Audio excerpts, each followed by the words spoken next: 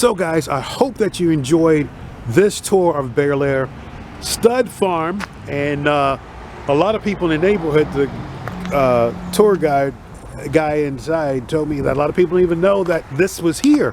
But like I said, these are two of the barns, and luckily they got turned into brick, and otherwise if they were wood they would not have survived this long, because of Mr.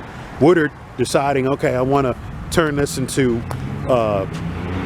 brick and mortar instead of having wood. Now I'll take you over to the mansion that the original owners that owned this lived at. It's right on top of the hill. So this was another stable area that they had. Like I said, they had this, and they had some slaves and all that stuff, and they had other barns that of course did not survive, that were made of wood. But let's go up and we'll take a look at the mansion right on top of the hill. That was the Ogle family during the colonial times that lived in, and like I said, this was their stable area right here.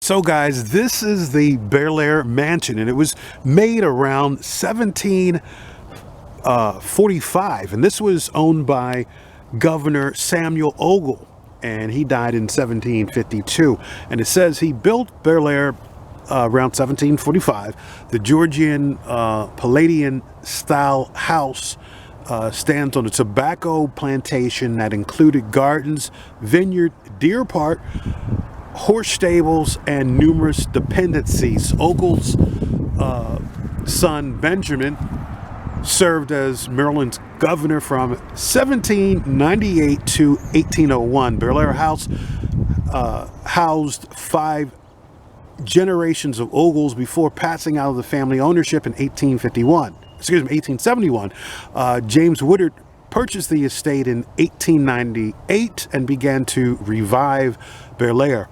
His nephew William Woodard, who passed away in 1953, inherited Belair in 1910, improving the estate and adding wings designed by New York architects William Adam Delano and Chester Eldridge.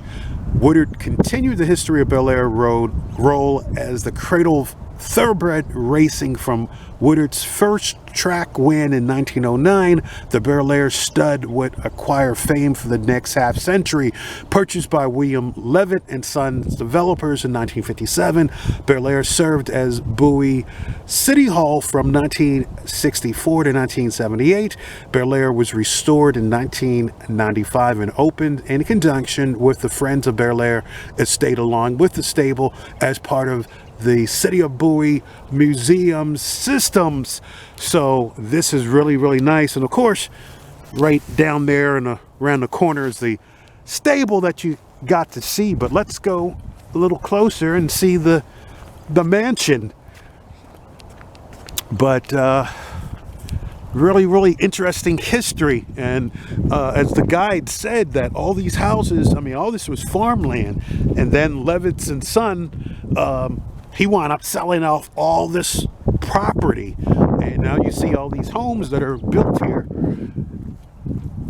But I'm glad that the Belair stud farm was able to stay as it is. So some historical place that, of course, was where Gallant Fox, Triple Crown winner in 1930, and then his son Omaha in 1935 were stabled.